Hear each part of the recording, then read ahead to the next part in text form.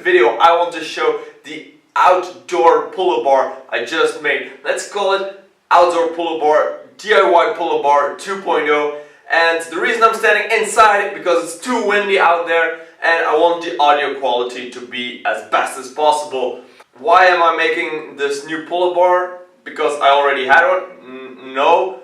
The last one was at my friend's house. Now I'm building a pull-up bar in my own backyard. I built this pull-up bar because I didn't have one in my own backyard. It was at my friend's house, the first one, so that's why I'm making this video. But also I want to show you some things that I did differently.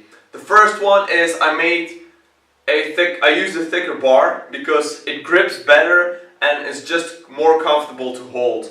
Also I used thicker poles, which meant that I didn't have to use support beams like we used to in the other video. And number 3, I used pressure treated wood that is made for outside, so I don't have to put any coatings on there. It's just fine like it is right now. As you can see, the pull-up bar is tied against a tree line or something. I don't know how you call it in English, but the main reason for this was to really blend in the pull-up bar with the whole yard and not to have a pull-up bar standing there. Not that I don't like it, it's just better if it's out of the way and if you have to mow your grass or anything, that you don't have to go around the pull-up bar, it's just straight. So that's just a convenience that I made, but you can make this pull-up bar standalone as well and it will be as sturdy, I promise. So I showed you the pull-up bar, let's get on with the build. So let's take a look at the materials. As I said earlier, I used pressure treated wood that is made for outside. I used a 9x9 pole with a length of 270 centimeters. We also need some concrete. I used concrete that is easy to pour, you just have to pour it in dry and put some water on top of it. Then I used some spikes that are 75 centimeters long. For the pull-up bar, I used a galvanized steel tube with an outer diameter of 32 millimeters.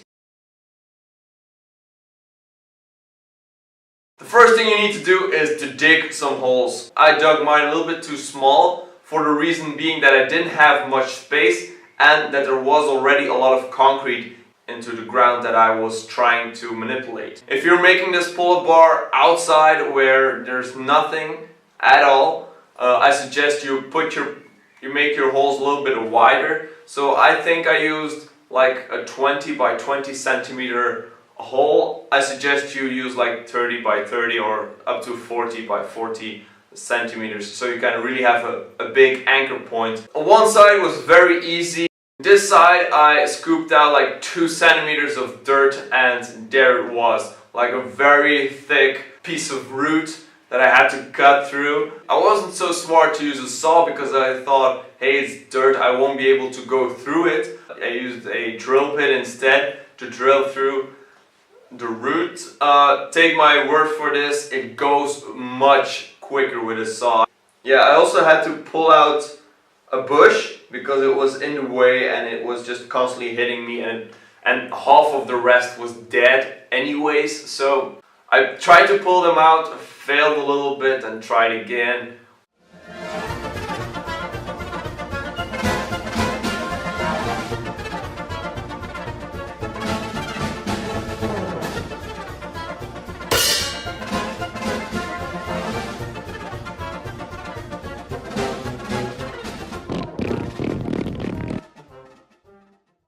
Because I'm having some concrete already at about a depth of 30 centimeters, I had to use a drill to really drill open the concrete. And that also forced me to really test fit the spike, because if the spike doesn't go through the concrete, I can't mount the spike at all. So I really had to test fit it and to really slam that spike in there with a piece of sacrificial wood, which I used. And that made it that the spike went in and then I could mount the actual pole on there and just go right through it. Which worked much better than if I were to put the pole in and slam on the pole and it would crack and do all of that. So the real thing to go if you're having concrete underneath your if you're having concrete underneath your soil, it's better to drill it out and to just test fit your spike before you go all in. But eventually it worked. Then I put my poles in. Once the poles are there, you just have to drill a hole. Unfortunately, I drilled the hole the exact diameter of the pull-up bar, so the exact outer diameter, which made it very tight to put in there. So I used some sandpaper. I went back with the drill and tried to re-drill it and wiggle a little bit with my drill just to widen up the hole, which worked out great.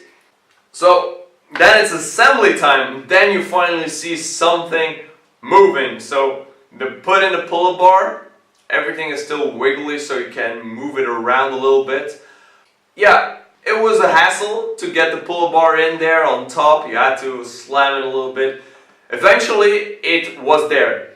And you're probably wondering, how is this bar not spinning? Initially, when I put the pull-up bar in, I had to push it, I have to pull it, I have to do a lot of manipulations. So the pull-up bar is in there very, very tight. And I didn't have to drill in a bolt or anything to just keep the pull-up bar from spinning. But if you happen to drill your hole a little bit too big and your pull-up bar is just turning like crazy, you just have to screw through the wood, through the pull-up bar, and then put a bolt in there and it won't spin anymore. Whew! Alright, then it was concrete time. Concrete was very, very easy, a much better option than we used last time. And the great thing was that you just had to pour the dry concrete in up to about a layer of 20 centimeters, and then you just had to fill the hole with water. Not fill the complete hole, but just go over it with water, and then you just rinse and repeat it all up to the height that you want. So I actually built it, I made the concrete up to the top because I want it to be as sturdy as possible.